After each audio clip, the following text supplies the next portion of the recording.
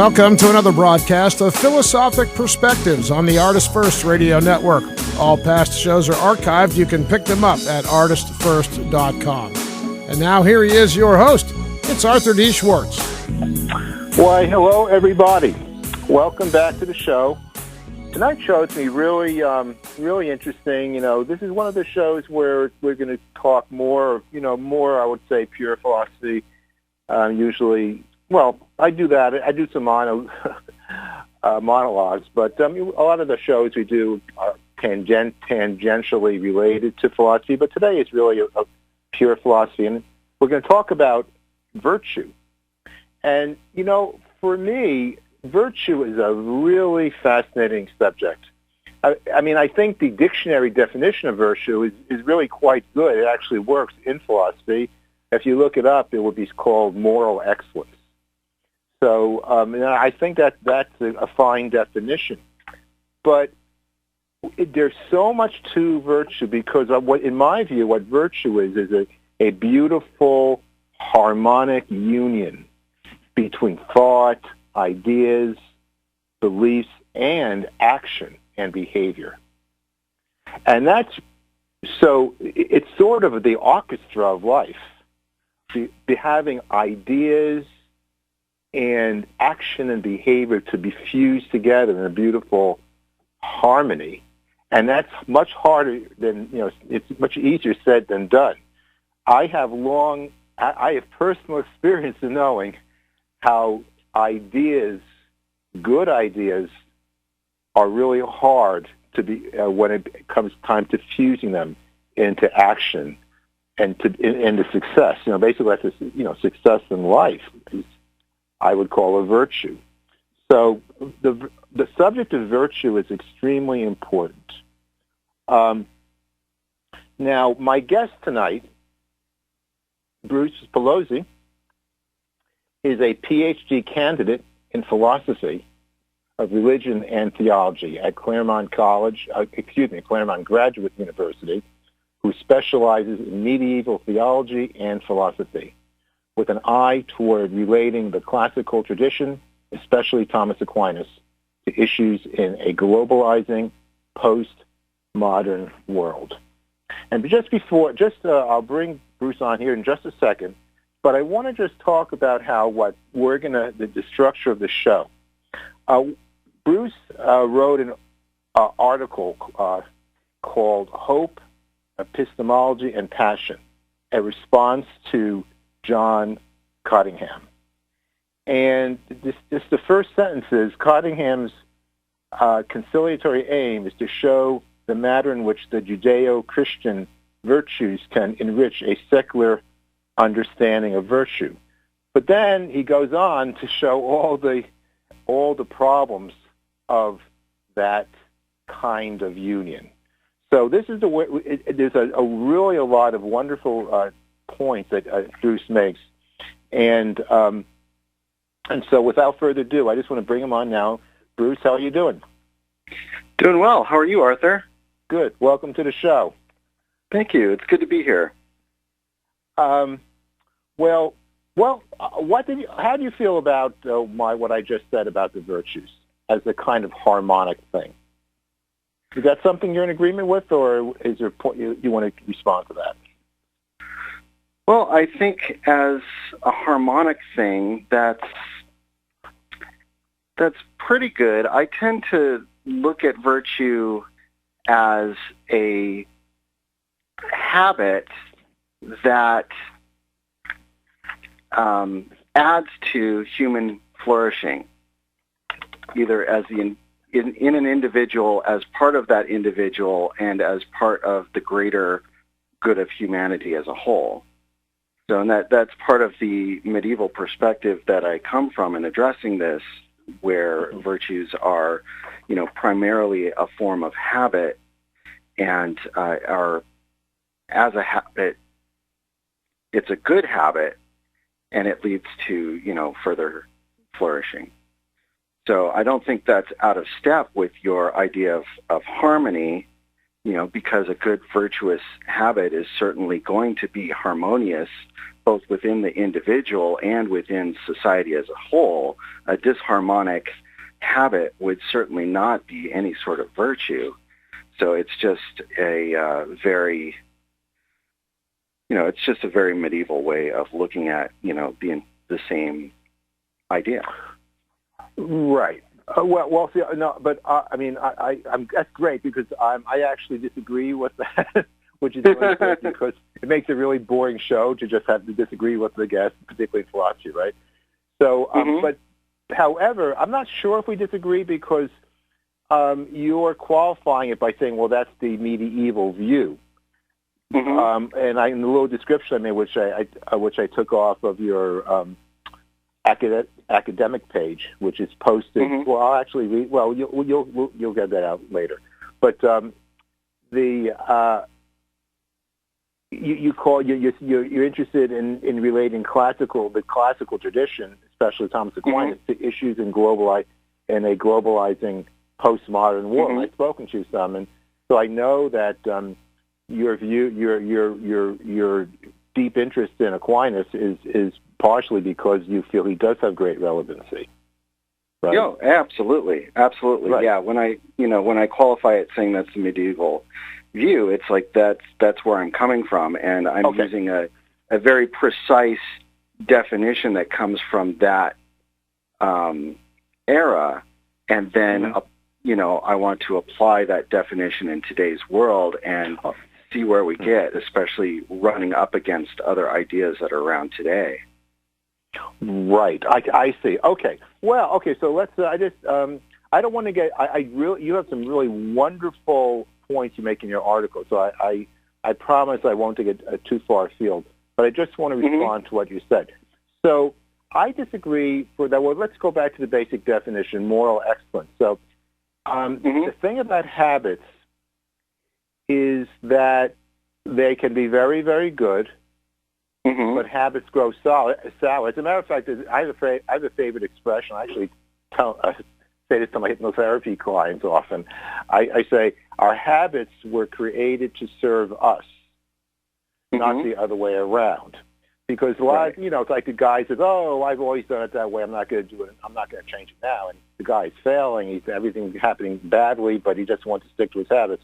I mean, habits can get rusty. The reason habits get rusty is because situations change.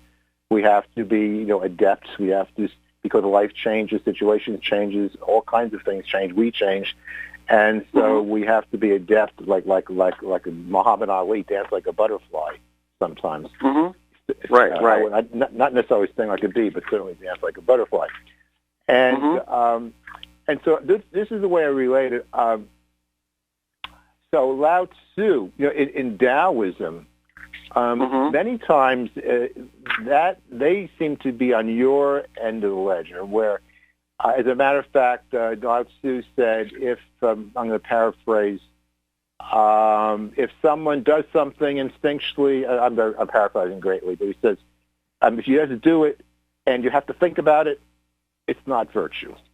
For him, virtue is that non-thinking essence of, I think, that habit. I think that what you're talking about. So I think Lao Tzu might be in agreement with you. But then we have Socrates, who says the unexamined life is not worth living.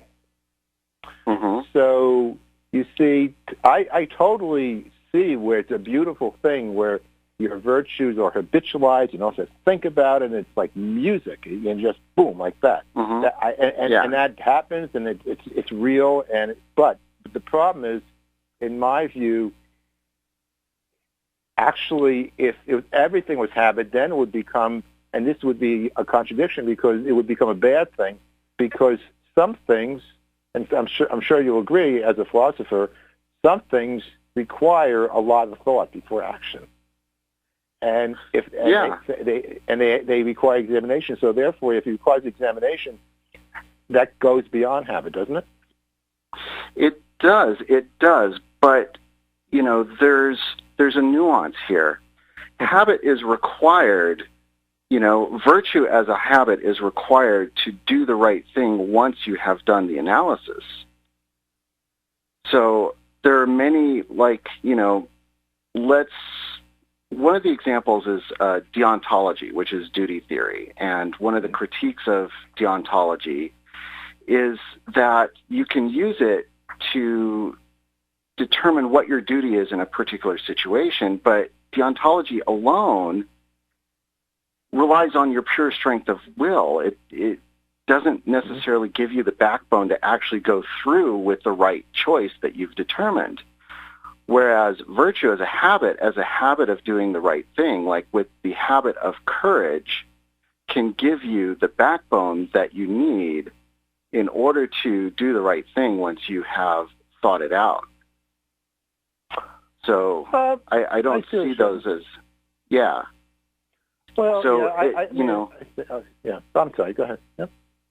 Go ahead. Yeah. So I don't see those as necessarily exclusive. I see it more as hand in glove. I mean, yeah, sometimes, life is complex. You have to sit down and you have to think through all of these complex issues, and you have to, use a lot of different ways and,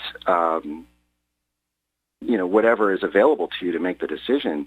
But once you come to some sort of conclusion, then you need to have that virtue to go through with the conclusion. Right. But so what I feel, though, is if you reduce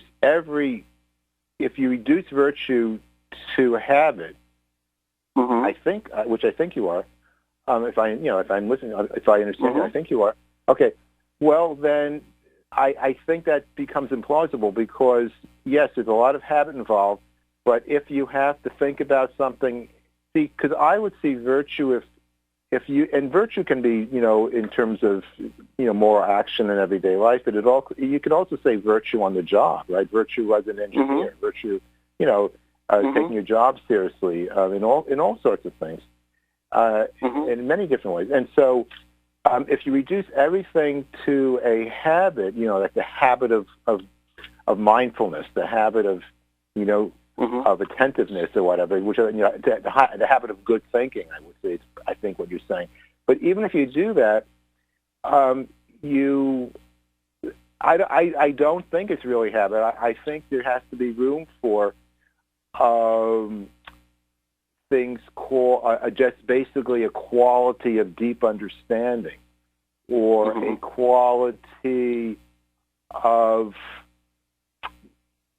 coming up, knowing what to do in a particular circumstance. Now, here's the thing about a habit: when life gets really complex, I think at that point our habits, are very good. They might get us only so far, though, because life is so variable and complex, and we get surprised by new situations, unexpected things that we've never experienced before. And yet, I think virtue would be the ability to even come through in that situation. So that's why, you could call it a habit, but I personally feel because then you kind of, cheapening it a little bit, because it's more than just a habit. It's a depth of what makes, it's a depth of wisdom and ability to comport yourself with that situation. I admire, you can, without naming people, I can admire many people who have that quality about them, and it's very admirable. Very admirable, I think.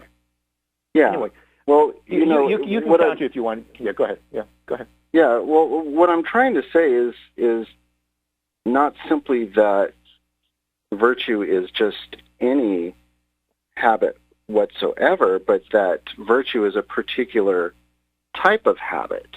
It's a good habit. It's a habit that, as I said, adds to human flourishing. It's something a little bit more, it's something deeper than simply an ordinary habit. Like, I habitually, clean my kitchen before I go to bed. You could probably call that virtuous, but that's probably a run-of-the-mill habit. A better habit is, something that's more virtuous is the virtue of charity, which is having habitual compassion on other people, habitually working toward the betterment of other people. So that it's a particular type of habit, not just any old habit under the sky. Does that make sense? Oh, yes, it's making sense. I just don't think I'm going to come 100% of the way with you on this one, because that's fine. Oh, no, of course it is.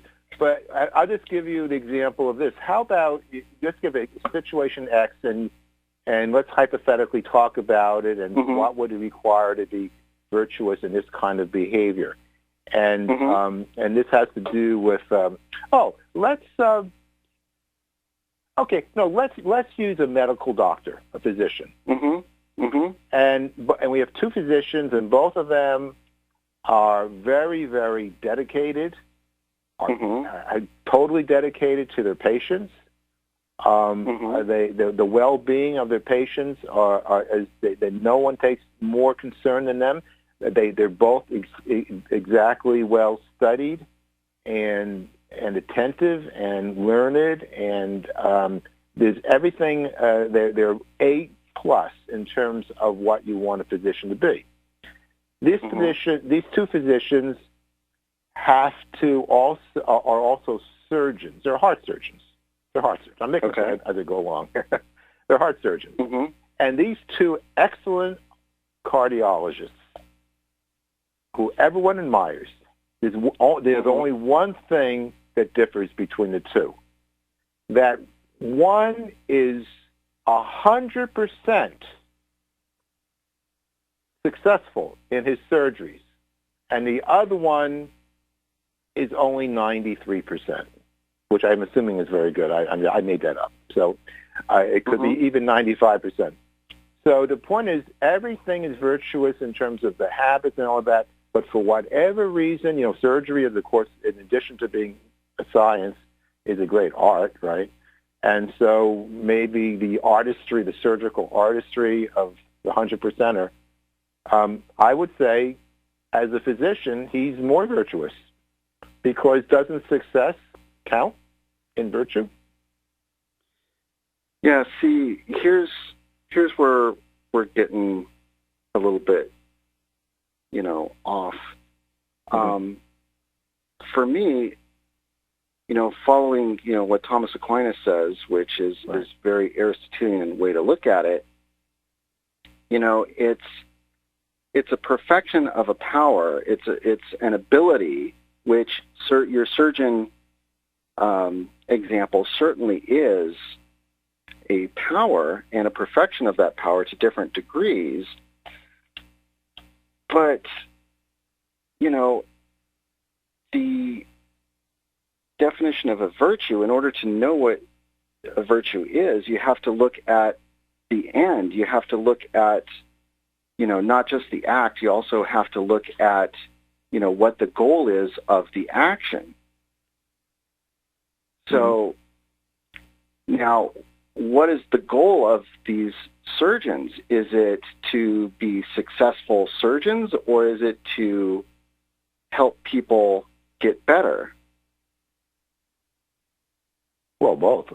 I think that's, one flows from the other, but, if the 100% surgeon is just solely bent on, being the best surgeon possible for the sake of having a great career as a surgeon, this person may have a great habit in terms of his ability to perform as a surgeon, but it might not necessarily be a virtue.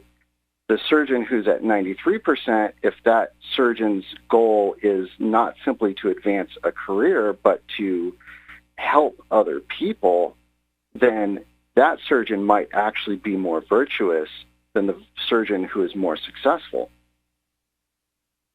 Yeah, I agree, but I didn't. But I want to make sure we make your point. I'm just going to say that I just disagree there, because I didn't. I certainly didn't mean the surgeon 100% only cares about promoting his career. I'm just saying. All I'm saying is that he happens to be more successful in terms of his surgeries than the other, but everything else being equal. So I'm just talking about this. But anyway, I really. I mean, we can stay on, but I think you want me to get because you have a really nice article here, and so So I didn't mean to go too far astray, which I like to do. It's your show, and I'll talk about whatever you want, and this is fun. You. Good, thank you. I do sometimes meander, ramble and meander. Yes, God, he'll tell you. I'm a rambling man. So what I'm doing here is I'm looking at you've written a number of articles, but I picked this article, number one, very, very short, but very, very it's about virtue, which is one of my favorite subjects, and you made some really interesting points. So, like I commented on, Cottingham, who is you basically this article, the response to John Cottingham, and he starts off being, Judeo-Christian virtues can enrich the understanding of virtues in the secular philosophy, but then we quickly run into problems. So. So then he says, for example, well, I'll just read this. One would certainly expect that secular philosophers and colleagues will find repugnant any claim that their virtues are not truly virtuous without the indwelling Holy Spirit. So that sets, I think, if correct me if I'm wrong, but that kind of does set the theme, I think, of your article of the indwelling Holy Spirit that basically reveals theological virtue, as opposed to a secular philosopher who wouldn't take that approach. The secular philosopher would take a number of other approaches, but not unless he was a religious philosopher, of course. It wouldn't likely look at as many ways of philosophies that try to establish virtue, whether utilitarian or pragmatic or Kantian or many other ways. And so that's the basic theme. And then you go on to the next point. According to Aquinas, human beings have limits to what we can know about our habits, such that we cannot be certain about our knowledge of them. The habits tied to theological virtues must not only be infused into an individual in order for an individual to be truly virtuous, but the knowledge of the possession of theological virtues must be divinely revealed. Okay, so this is the theme, right? That's fair to say, right? The theme of the paper. Yeah. And why? So would you like to talk a little bit about what I just quoted from you? Yeah. First, I'd like to start off by just saying that this paper is part of a conference proceeding, and one of the really cool things is about that conference was I got to have dinner with John Cottingham, and it was just he's just a really sweet, really nice man. So it actually made it a little bit hard to write this because everybody at the conference thought I just really caused a lot of problems for him. You're a bad boy. Yeah. So, but I mean, he's just the greatest guy. I just really enjoyed hanging out with him. But on to the paper, just as a part of what we're talking about here is, not just any virtue, not just any habit, but theological virtues, theological habits. And this particular conference, the theme was hope. And so Cottingham was particularly focused on hope and how theological views of hope could influence secular views of hope, because that is a big issue among secular, especially atheistic philosophers, because there's a general recognition that human beings need hope.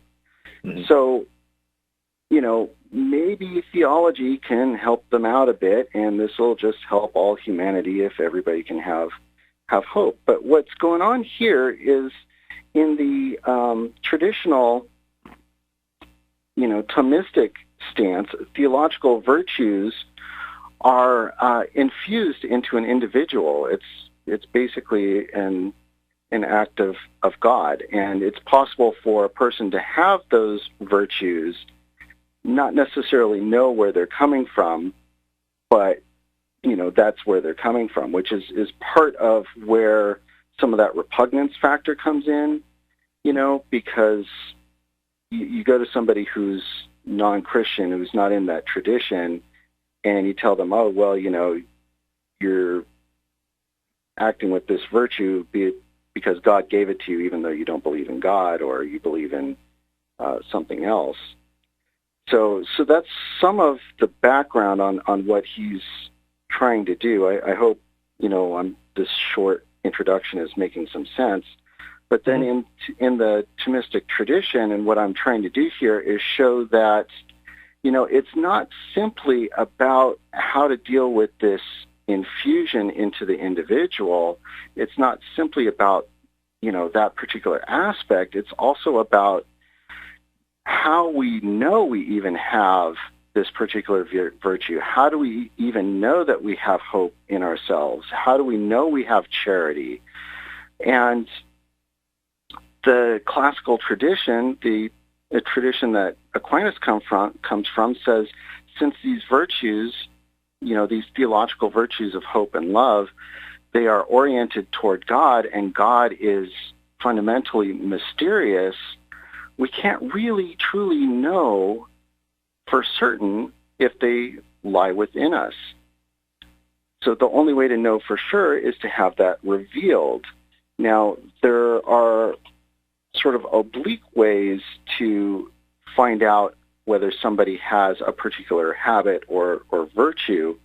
As Aquinas thinks that basically there is no virtue that we might have, theological or not, that we have direct access to, except for maybe habits of the mind, and that's because the habits in the mind reside in the mind and are therefore directly accessible by the mind, so therefore we can directly mentally investigate our habits of the mind. But other habits, like habits of action, habits of affective powers, which are habits that revolve around emotion, affects, and other ways of living that are more passionate and do not rely on our mental, cognitive, conscious powers, then those we don't have a very firm grasp of. We're sort of opaque to ourselves in these issues. So then the way to know if we have it is by our actions, how we're acting. Mm-hmm. So right. So it's like, if you want to know if somebody has love in their heart or not, you look at how they act. If somebody is saying, I love all of humanity, I love other people, and they step over somebody in need of assistance without helping them, is that person really, walking the walk, talking the talk? Is there really love in that person's heart? Or if there's somebody like, say, who's a total bah humbug person who's never talking like that, but helps out every single person that person sees, maybe that person has love in their heart. You know what I'm saying? Right. Yeah. Right. So, well, these are some really good points. We're going to take a short break in just a few seconds. But when we come back, I would like to bring in some analogs into what you were just saying in secular philosophy, recent 20th century philosophy. So, okay, we're going to take a break now, Scott, and we'll be back shortly.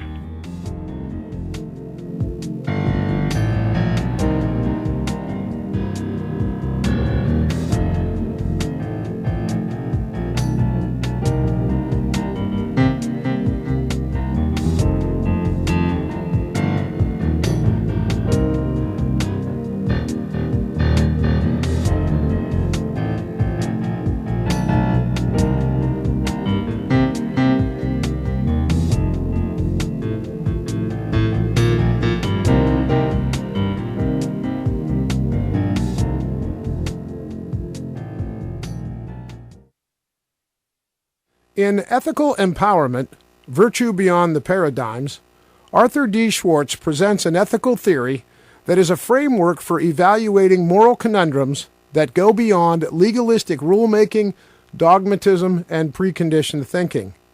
The book is as much an ethical framework for unconventional ideas as it is for staying with convention. Ethical Empowerment is a manifesto of non-doctrinaire perspective. Ultimately, the hypnotic thinking of ideology and dogmatism can only be overcome by returning to the true source and essence of morality, which is nothing less than universal love. Discover how the philosophically liberating approach of the ethical empowerment can be applied to the range of ethical, social, and political controversy. Read about a plan to eliminate all political parties. Entertain the possibility of an overhaul of the patent system and its replacement with a system that rewards inventors while eliminating monopolistic control of patents and technological suppression. Many other transformative ideas are discussed in the book, including issues related to the monetary system, real estate, scientific paradigms, and a rational approach to conspiracy theory. While ethical empowerment will challenge your mind to consider new perspectives, the ethical challenge is always to keep the diversity, depth, and breadth of perspective within the boundaries of love. Ethical Empowerment is available at Amazon.com and most online booksellers in both print and e-book editions. This is George Thorogood of the Destroyers, and you're listening to ArtistFirst Radio. This is Arthur D. Schwartz. You know, beliefs and disbeliefs can be very powerful. Much like philosophy, hypnotism is concerned with belief. Hypnotherapy, a practical application of hypnotism, may largely be described as the practice of removing false beliefs that form mental blocks to success, to happiness, and to well-being. In my hypnotherapy and philosophical counseling practice, I combine my work in philosophy with hypnotism in order to clear mental blockages that can occur on both conscious and subconscious levels. A mental block may be conscious or subconscious and can be expressed, for example, in the form of anxiety, low self-esteem or low motivation, bad habits, tobacco habits, weight gain, low performance, and much more. If you are interested in using hypnosis and the power of the mind to overcome mental blocks and barriers that have emerged in your life, please feel free to give me a call at 617-964-4800 or visit www.integralhypnosis.com. That's INTEGRAL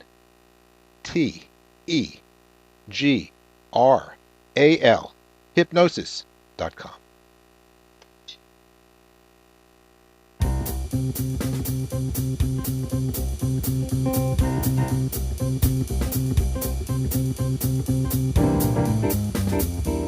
Thanks for joining us on Philosophic Perspectives on the ArtistFirst Radio Network.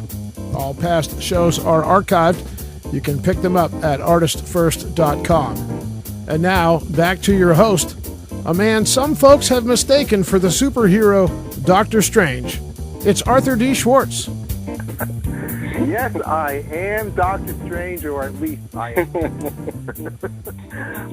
That's awesome. Well, I'm back with my guest, Bruce Paolozzi. And we left, and he was talking about, of course, most people agree, the limitations of knowledge, and in the context of hope, and in the sense of virtue or theological virtue, Thomistic virtue. To the best of my understanding, what Bruce is saying is, you run into a dead wall in terms of what we know, but theological habit and an indwelling spirit and a faith, I think, a faith in God is what allows us to have hope. So before I ask you to comment on that, so this is what I want. I would like to make an analog with Western philosophy. Now, you don't have to be a religious philosopher to come to the dilemma of unknowingness. And so, for example, in the subject of ethics, G.E. Moore was a very well-known philosopher, and he wrote a book called Principia Ethica. Principia Ethica, I believe. And he has a famous, I just wrote it down here, one second, a famous phrase that when it talks about the quality good. And Moore called good an unanalyzable natural property. Unanalyzable natural. And so, and that led off to a whole period of philosophical thinking of it, some intuitionism, and the whole idea of subjectivism, and then another version of that, or development of that, was emotivism. It's just that good is just emotional, or it's just a way of affirmation. And so secular philosophers have the same issue in the sense that good, moral, right, wrong, and you don't really know what it is. You don't really have any concrete knowledge of what it is, except somehow you know it when you see it. Now, that's not the same thing as what you were saying in terms of theological virtue, but the analog is you kind of reach a dead end, or at least in this philosophical position. Now, I have another view myself that I won't get into, but according to these philosophical traditions, you do kind of run out of steam, and you just have to accept something to get you over the hump. That's point one. The second point I'm going to make, and you can comment on it, is where what matters. How? So you were saying, well, how do you know when something is virtuous? Well, because of your behavior, because of your actions, because that verifies, that makes concrete. And I'm putting in my own words. I'm putting into it. Makes more concrete what virtue is, and so that is what we have. I use another phrase that's out of not out of context, but empirically verifiable. I mean, the behaviors are things that kind of would help the theological virtue philosopher be able to point at what virtue actually is. But that's very similar to behavioristic philosophy, Wittgenstein, and the ordinary language philosophers, and they I'm trying to remember the expression. What they said is, every inner process has outward criteria.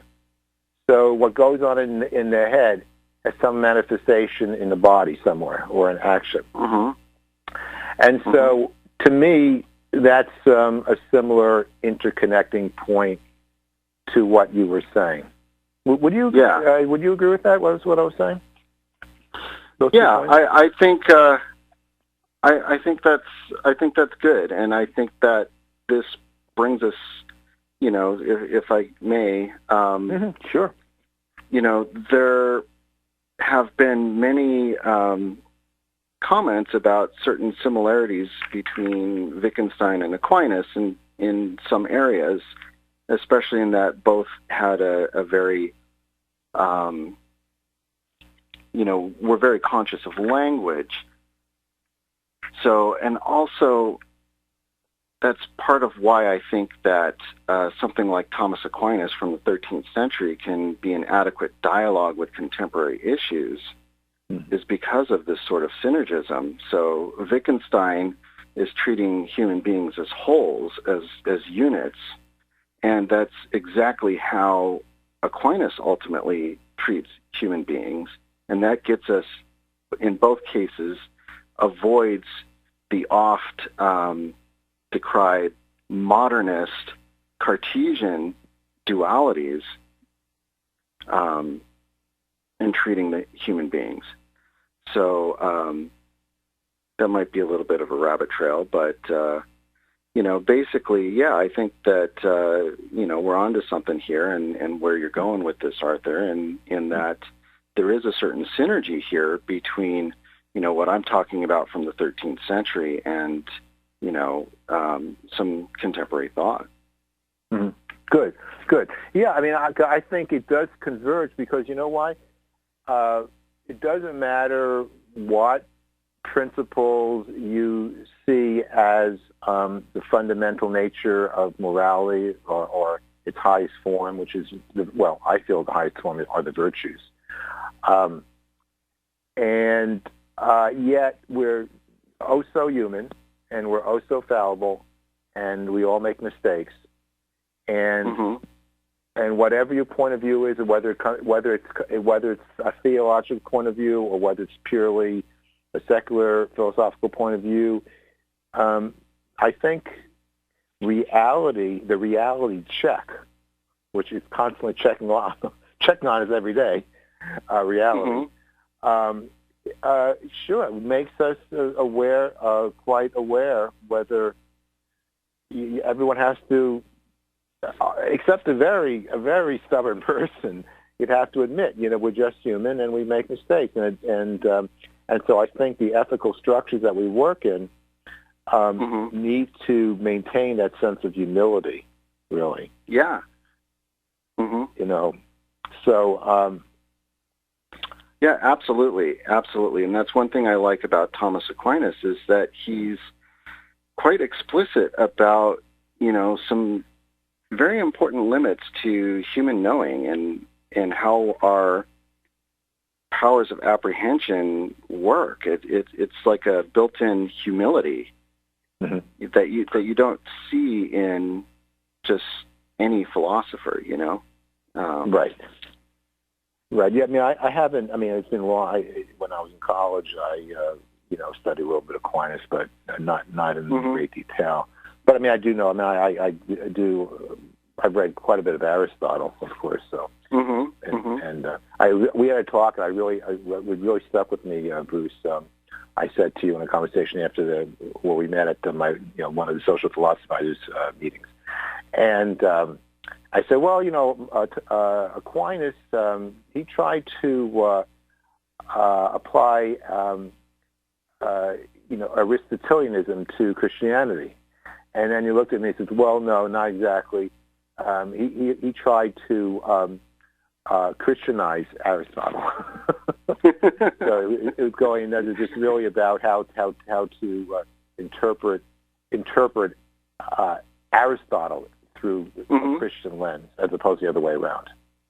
Yeah, is that absolutely. Yeah, because I think in the textbooks, if you're in your first intro to philosophy, which it might have been, or almost the first philosophy class I took, I remember Maimonides, Aquinas, Maimonides, Averroes, all those philosophers, Aristotelian medieval philosophers, was in terms of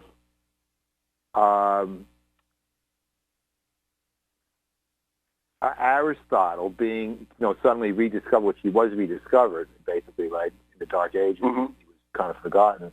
He was rediscovered and it's about how the various religions applied it to their theology. But I really like what you said was actually not quite in term, at least with in the case of Aquinas, it was really Aquinas trying to interpret Aristotle, as opposed to the other way around. Yeah. So anyway, you made the comment. It really struck me when you said that. Oh, cool. Yeah. Yeah, that's from my own studies, it's a really important nuance, and all the other traditions that you mentioned, they're really doing similar things. Moses Maimonides is, his Judaism is front and center in how he incorporates Aristotle and how he incorporates the tradition that he's coming from, which, believe it or not, Averroes and Avicenna and Al-Ghazali and Maimonides, their particular tradition is maybe not as clear-cut Aristotelian as the textbooks might want you to believe. Oh, that's true? Simply, yeah. And the reason why is because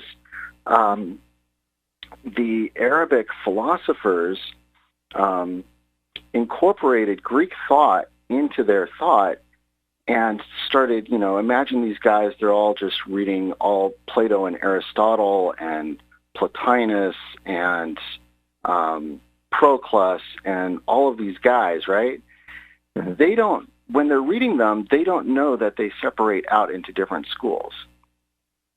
So for the Arabic philosophical system, really it breaks down into two different systems of thought. One is called Kalam, which is sort of the native Islamic, Arabic, Quran-based philosophy, and then what they call the Falasifa, which was everything that was incorporated from the Greeks. So for them, there's no real difference between Plato and Aristotle, so they mished and mashed stuff together.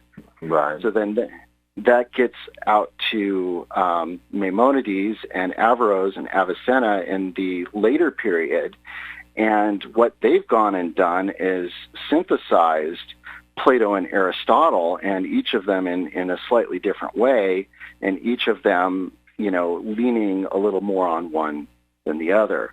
Like Avicenna leaned more on Plato, while Averroes leaned more on Aristotle, and that affected things.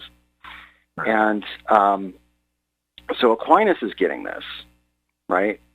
And so he's getting something that's already synthesized, and it's Aristotle, but it's not pure Aristotle that he's working with. So it's an Aristotle with a heavy Platonic element. And he's also working on the other side from the Christian theological side, which has already been thoroughly penetrated by Platonism through Augustine and through Boethius. And so he's a great synthesizer. He's taking this nearly, basically the Arabic Islamic group of thinkers, which includes Maimonides, had really come close to the synthesis that Thomas ends up putting together. And then Thomas finishes it and combines it with the tradition that he was already inheriting on that side of things. So it's to me, it's just really fascinating, and to me also proves as a model to how we might be able to approach certain things today, in terms of like taking Wittgenstein and seeing where Wittgenstein can cohere with, say,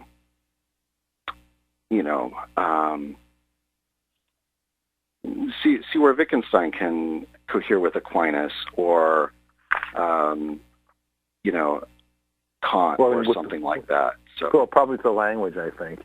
Right? Probably his commentary on language, I would imagine, might have a. I remember that Wittgenstein actually in his book quoted Augustine, actually. Yeah. In Philosophical Investigations, he begins with quoting Augustine, but what he's doing, though, is he's showing that Augustine is wrong in Augustine's view of how language develops, and so he's quoting Augustine and using that as a starting point, but as a way of saying that this idea that we've inherited from Augustine on how language develops is incorrect. It develops in a different manner.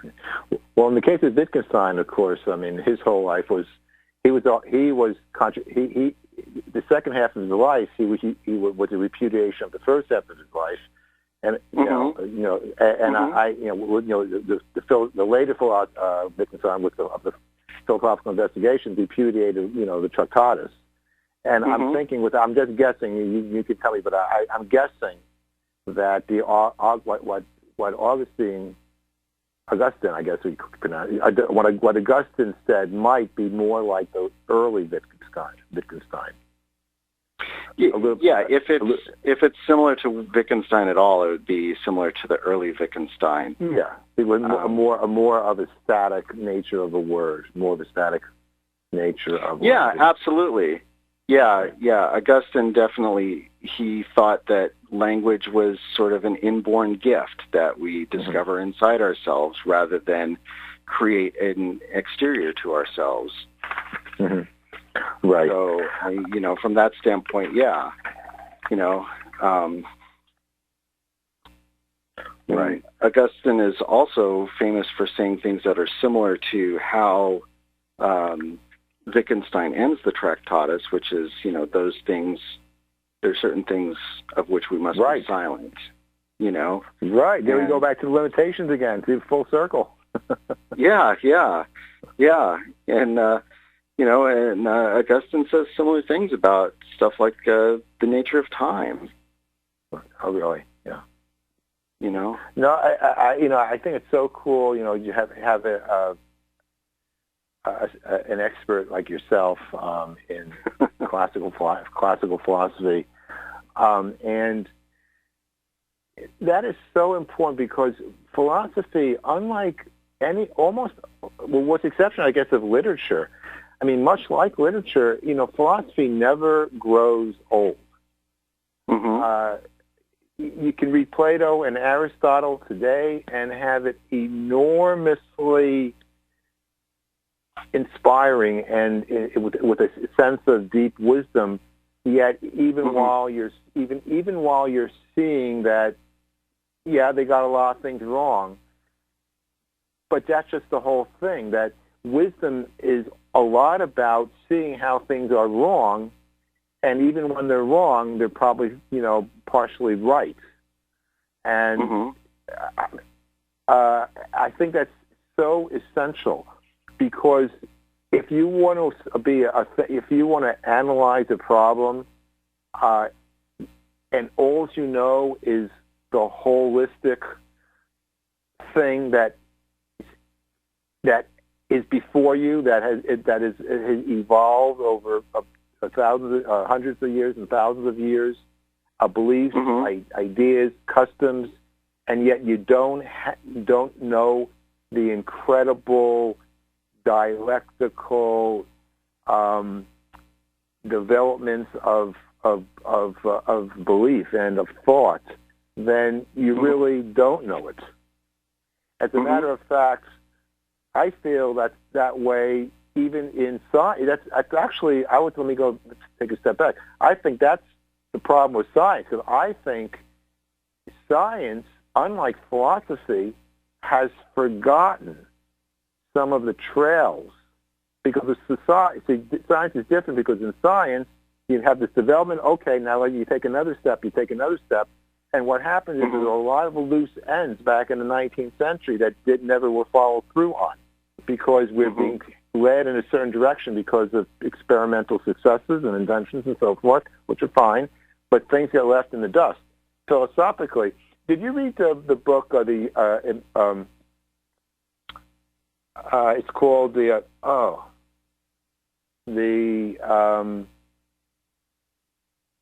was written in the 30s. The joy of, Well, anyway, I got to buy it. I've never read it, but it's supposed to be a great book. It the incredible. Nope, not clicking. But anyway. It's a history of philosophy and how the old merges into the new, and you can see all the developments. And you can, a scholar like yourself, you can go back. Aquinas about 1,200 years ago or something like that. It was 1300, so that's okay, so or 1200s. So yeah, about 800, 800. Something. Yeah. But you can go back that and even further, and it still resonates. Mm-hmm. Yeah, absolutely. Absolutely. That's the difference between philosophy and science, actually. Yeah.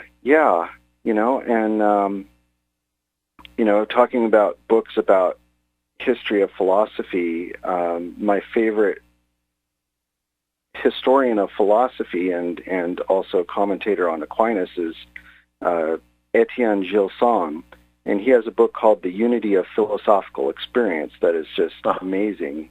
He just takes you all the way through. Of course, he's got a particular bent, I must say. It's not like he doesn't have an agenda, but it's a really good read.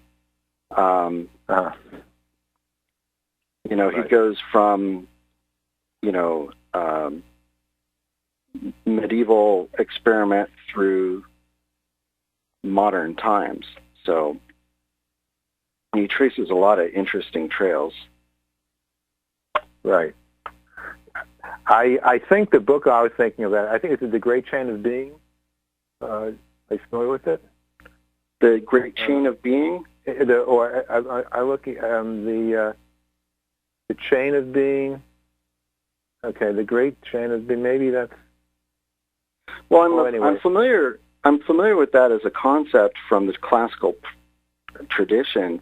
I'm not familiar with a specific book in the 20th century, but the Great Chain of Being is definitely something that influenced Augustine and Aquinas. I'm sorry.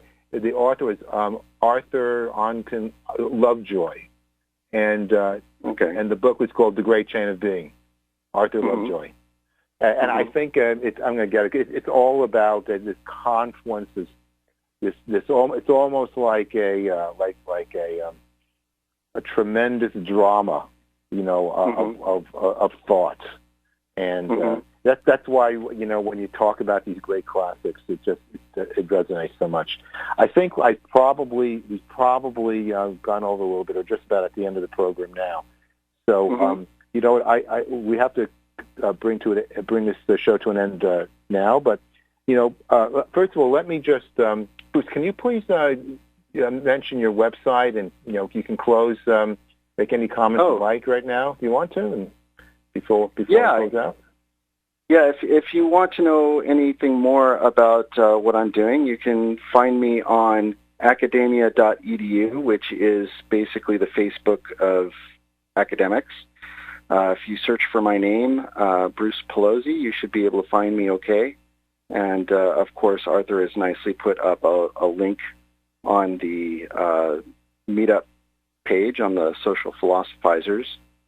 So I have a number of, I've made a number of publication contributions that deal with several topics ranging from what we talked about tonight to a specific engagement with postmodernism and even something on neuroscience. So I've written on neuroscience and 13th century philosophy of mind. So that's great.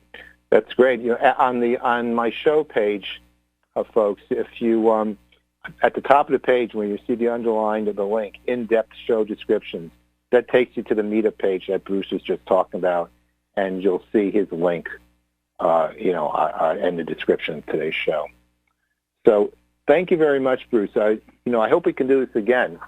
And this is tremendous fun. Anytime. Thank you. And I think I mentioned the round table, which I am going to be developing. I've done one in the past of having a small group of people. That's another thing I'd like to invite you with. So That'd be fantastic. That'd be great. I look forward to having you on the show again. So, well, this does conclude tonight's broadcast. Once again, thank you, Scott, for all you do. And for links to my book, Ethical Empowerment, Virtue Beyond the Paradigms, my philosophical counseling and hypnotherapy practice, and the Social Philosophizers Club, please visit arthurdschwartz.com. And this is Arthur D. Schwartz, reminding you to live well and think deeply. So until next time, good night, everybody.